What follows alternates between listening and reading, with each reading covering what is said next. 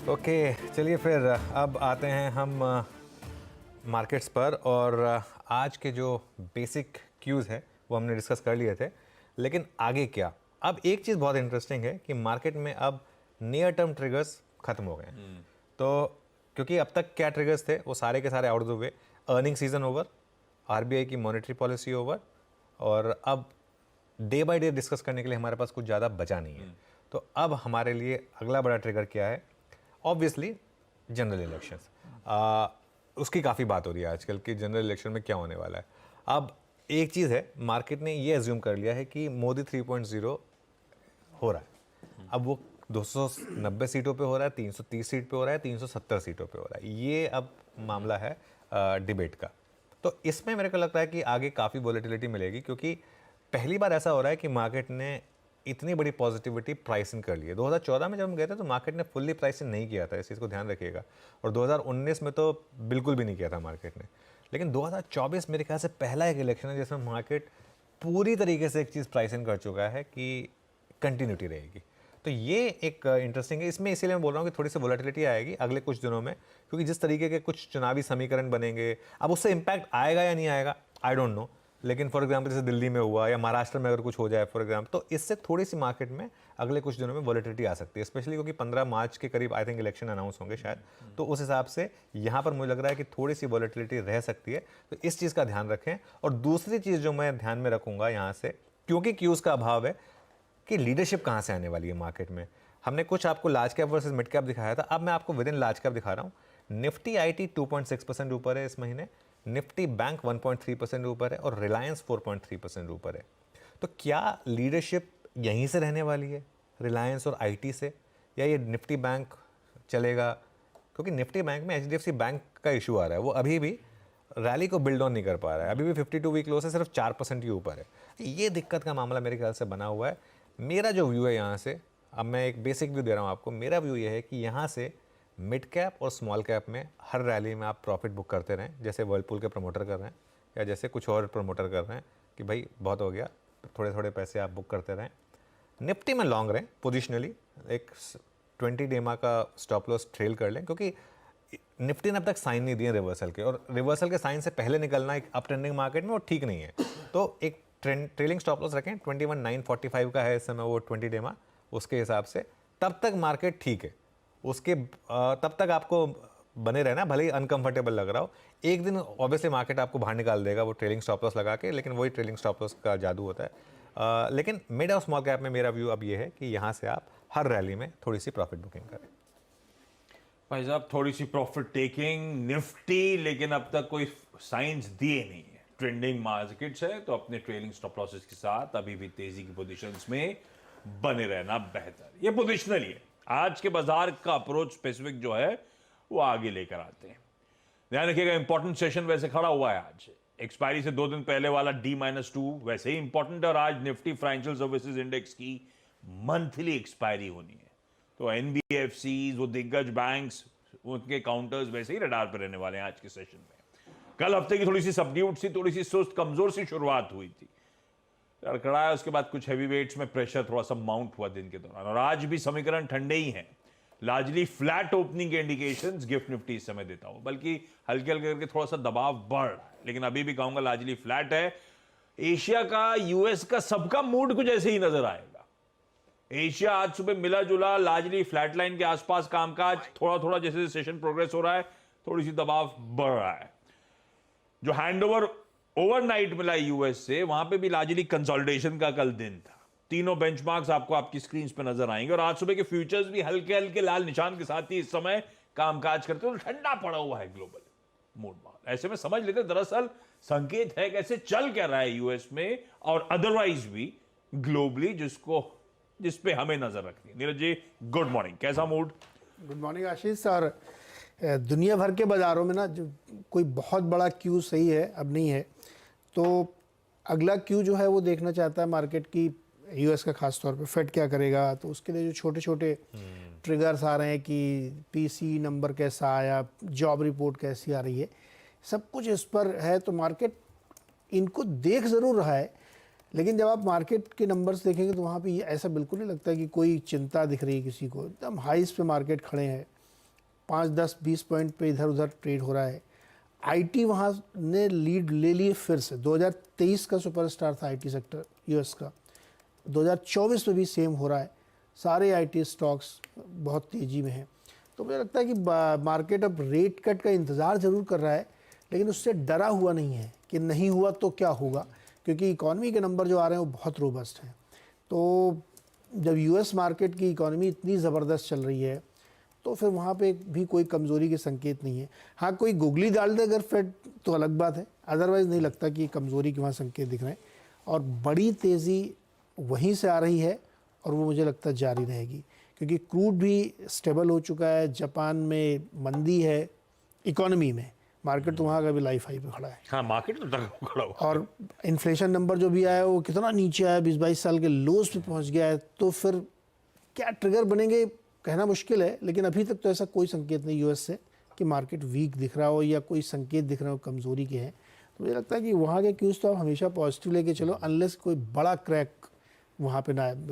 अब 5400 तक के टारगेट एसएनपी के दिए जा रहे हैं, 5100 पे एसएनपी पहुँच चुका है, रिकॉर्ड हाइज पे खड़े हुए हैं। रिकॉर्ड हाइस पे खड़े हुए हैं। तो संकेत तो बढ़िया है। संकेत बढ़िया है भाई, रिकॉर्ड हाइस के आसपास थोड़ा सा कंसोलिडेशन लार्जली इस समय आपको नजर आएगा। इससे ज्यादा कुछ रीड थ्रू नहीं करना चाहिए जो ओवरनाइट क्यूज आए, और वही मूड पूरा एशिया और हमारे पीयर सेट्स और हम भी वैसे ही रिफ्लेक्ट कर रहे हैं। पर ये समीकरण आज के हैं, कल का पहले की भूमिका मान दी जाए। कल थोड़ा सा पस्त पड़, सबड्यूड की शुरुआत हुई थी, उसके बाद थोड़ा सा प्रेशर माउंट हुआ पहले इस हफ्ते के ट्रेडिंग सेशन में। पर समीकरण है कैसे, I am sure expiry related positioning चल रही है बाजार में एग्रेसिवली। ट्रेड सेटअप कैसा लग रहा है पहले वो समझ लेते हैं, उसके बाद निफ्टी बैंक के आज के स्पेसिफिक अप्रोच पे, लेवल्स पे आते हैं। सेटअप अब कैसा लग रहा है इस समय आपको? थोड़े से वार्निंग साइंस आपने मेंशन करे थे कि कुछ सेटअप में भी ऐसा कुछ दिख रहा है? सेटअप में अब तक फॉर्चुनेटली ऐसा कुछ है नहीं, लेकिन हाँ डीआईएस की बाइंग कम हो गई है काफ़ी। इनफैक्ट कल तो सेल नंबर आ गया, और देखिए वो ट्रैक रिकॉर्ड हमारा बना हुआ है। डीआईएस जिस दिन सेल कर रहा है उस दिन मार्केट डाउन है, डीआई जिस दिन बाय कर रहा है उस दिन मार्केट ऊपर है। एफआई के ट्रेंड मिक्स्ड है, लेकिन डीआई का ट्रेंड एटलीस्ट इंटैक्ट है। जिस दिन डीआई ने सेल किया उस दिन मार्केट गिरा है, जिस दिन डीआई ने बाय करा है उस दिन मार्केट चला है। ये मार्केट में ट्रेंड एक इंटैक्ट है।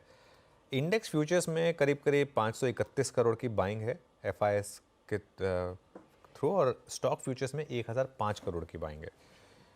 ये इंटरेस्टिंग है क्योंकि with in index futures bank Nifty में थोड़ी बाइंग शुरू हुई है। 478 करोड़ की बाइंग है बैंक निफ्टी में। और लॉन्ग शॉर्ट का जहाँ तक मामला है, अब हम नेट लॉन्ग की तरफ धीरे धीरे बढ़ रहे हैं। मेरे ख्याल से सीरीज खत्म होते होते हम नेट लॉन्ग हो जाएंगे। 5167 लॉन्ग जुड़े, 2754 शॉर्ट कटे, नेट अब 45-55 आ गया मामला। ध्यान रहे आपको, जब हमने सीरीज की शुरुआत की थी तो हम काफ़ी नेट शॉर्ट थे। आई थिंक 80% से ज़्यादा, 85% के करीब नेट शॉर्ट थे। इंडिया विक्स थोड़ा सा बढ़ा 4.19%, लेकिन अभी भी दिक्कत में मान नहीं है, 15.6 पर है। ये जब तक 17-18 पे है तब तक कोई दिक्कत नहीं है। तो इंडिया विक्स बढ़ा ज़रूर, लेकिन कोई ऐसा नहीं हुआ कि बहुत ज़्यादा आउट ऑफ द वैक हो गया। पुट कॉल रेशो 0.96 पर आ गया 1.02 से, वो भी न्यूट्रल जोन में है। और बैन से बहुत सारे स्टॉक्स बाहर आ गए, और आने भी चाहिए ना, वरना अगर आज नहीं आते तो फिर रोल ओवर नहीं होता। Hindustan copper, Biocon, GMR, GNFC, RBL bank, Ashok Leyland, PEL और पीवीआर आइनॉक्स। मेरे ख्याल से मैं लाइफ में पहली बार देख रहा हूँ इतने सारे स्टॉक्स एक साथ बैन से बाहर आ रहे हैं। और अभी भी बैन में है 5 स्टॉक, एबीएफआरएल, बलरामपुर चीनी, कैनरा बैंक, सेल और जी। तो सेटअप जो है वो न्यूट्रल है। ये मार्केट ना अभी कुछ टाइम के लिए डे ट्रेडर का है बेसिकली, तो उसी हिसाब से आपको अपने ट्रेड्स एडजस्ट करनी है। ब्रॉडर मार्केट में ध्यान रखिए, निफ्टी में तो खैर वो पोजिशनल ट्रेड अच्छी चल रही है अभी तक, जब तक वो आपको बाहर ना निकाले खुद। ये है सेटअप आज के सेशन के लिए। कुछ हद तक वो पोजिशनली निफ्टी की चर्चा तो ब्यूटीफुली हो चुकी है। क्या हो रहा है मार्केट्स में, ब्रॉडर मार्केट्स में किस तरह का थोड़ा सा डिस्ट्रीब्यूशन के पैटर्न्स ऑब्जर्व करने को मिल रहे हैं। निफ्टी का दमखम बना हुआ है, जब तक वहाँ पे कुछ साइंस ऐसे ना आए तब तक तो बाहर निकलने की कुछ गलती करनी नहीं है। पोजिशनली स्टॉप लॉस कहाँ लगाना है वो सब ब्यूटीफुली एक्सप्लेन्ड है। अब आज के सेशन का स्पेसिफिक अप्रोच एक बार समझ लिया जाए। समीकरण ऐसे हैं कि शायद गिफ्ट निफ्टी कह रहा है हम कल के क्लोजिंग लेवल्स के आसपास खुलेंगे। अगर वहीं खुल रहे हैं तो हमारा मूड मॉल कैसा, क्या वॉच आउट करना है, अप्रोच क्या रखना है निफ्टी में? अब आज लेवल बेस्ड अप्रोच रहेगी मार्केट में, क्योंकि मार्केट में ट्रिगर नहीं है, तो इसके लिए आपको आज लेवल बेस्ड काम करना। देखिए कॉन्ट्रैक्टिंग मार्केट है आज, बस एक चीज़ है, एक्सपायरी वीक है तो कुछ बीच बीच में वॉलेटिलिटी भले ही पॉसिबल हो, लेकिन आज प्योरली अपने आप को आप रेंज बेस रखें।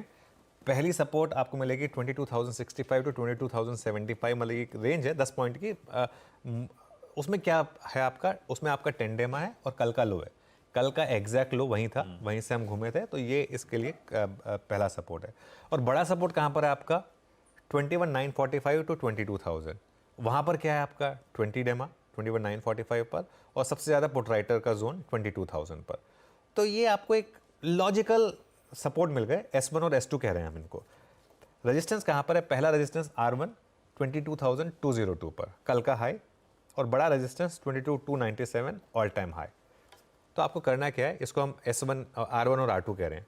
आपको स्मार्ट तरीके से S1 और R1 में ट्रेड करना है, और S2 और R2 को आपको स्टॉप बनाना है। S1 और R1 क्या है, S1 सपोर्ट, पहला सपोर्ट, R1 पहला रेजिस्टेंस। एक जस्ट टू एक्सप्लेन, क्योंकि वो पूरा एक साथ वो थोड़ा सा मिक्स हो जाता है, इसके लिए मैंने उसको थोड़ा सा इस तरीके से एक्सप्लेन कर दिया है। तो उसमें आपको करना क्या है, पहली बात तो अगर आप पोजिशनल लॉन्ग है तो आपका स्टॉप लॉस वही रहेगा 21,945 क्लोजिंग बेसिस पर, वो उसमें कोई दिक्कत नहीं है, अभी तक वो इंटैक्ट है। लेकिन अगर आप बाय कर रहे हैं इंट्राडे में तो 22,025 टू 22,075 इस रेंज में बाय करने की कोशिश करें, और एक स्टॉप लॉस लगा दें 21,975 का। इंट्राडे में थोड़ा सा हायर लगाना पड़ेगा स्टॉप लॉस आपको कंपेयर टू पोजिशनल ट्रेड्स।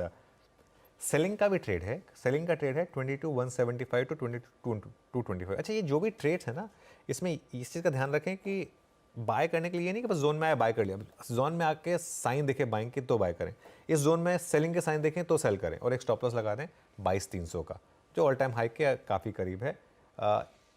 और ये इंट्राडे में जो भी ट्रेड्स, सेल ट्रेड्स जो भी हैं वो प्योरली इंट्राडे, कैरी कोई भी सेल ट्रेड नहीं करनी है अभी तक, क्योंकि मार्केट का टेक्सचर बहुत स्ट्रांग है, किसी भी दिन आपको एक बड़ा गैप अप मिल जाएगा। तो इसके लिए इस चीज़ को ध्यान में रखते हुए निफ्टी को अप्रोच करें।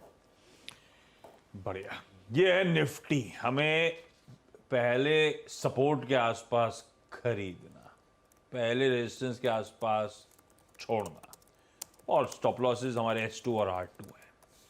कल के क्लोज के आसपास 10 मिनट तो खरीदने के मान, और 22,000 पे जो तगड़ा पुट राइटर्स का जोन है, या जो 20 डीमा बनता है 21,945 के आसपास, वो मेरे स्टॉप लॉसेस के जोन। Beautiful approach. ये होगा इंट्राडे में लेवल बेस्ड ट्रेडिंग। दोनों तरफ के लेवल्स प्रोड्यूसर साहब ने भी जैसे जैसे मेंशन हुए थे स्क्रीन पे रख दिए। निफ्टी बैंक, उसकी चर्चा हुई, HDFC बैंक के थ्रू चर्चा हुई कि अभी भी वो साइंस नहीं दिख रहे कि उसमें कुछ दमखम लौट पा रहा है। ऐसे में निफ्टी बैंक का भी एक बार अप्रोच समझ लिया जाए। कल मेरे ख्याल से आधे % के आसपास निफ्टी बैंक दिन के लोज पे जाके बंद होता हुआ नजर आया था। ये है मंथली एक्सपायरी की जब शुरुआत। आज तो खैर इंपॉर्टेंट दिन है, फिर निफ्टी में फिर वो सब आ जाएंगे, HDFC बैंक, ICICI बैंक। कैसा मूड यहाँ पे? देखिए, बैंक निफ्टी में वो जैसे कहते हैं ना, डार्ट वाली ट्रेड है, मतलब आप डार्ट फेंकें, बाय पे लगे, वो बिल्कुल लग गया तो लग गया, वो वाली है। बाकी कोई अप्रोच, इंट्राडे चार्ट देखिए, मुझे बताइए किसी ने पैसा बनाया होगा इसमें? कहने को लोग कहेंगे हमने बनाया, अच्छी बात है, अगर आपने बना लिया तो आपको कुछ और करने की जरूरत नहीं है, आप बैंक आपका डार्ट से ही पड़ गया, बस बस।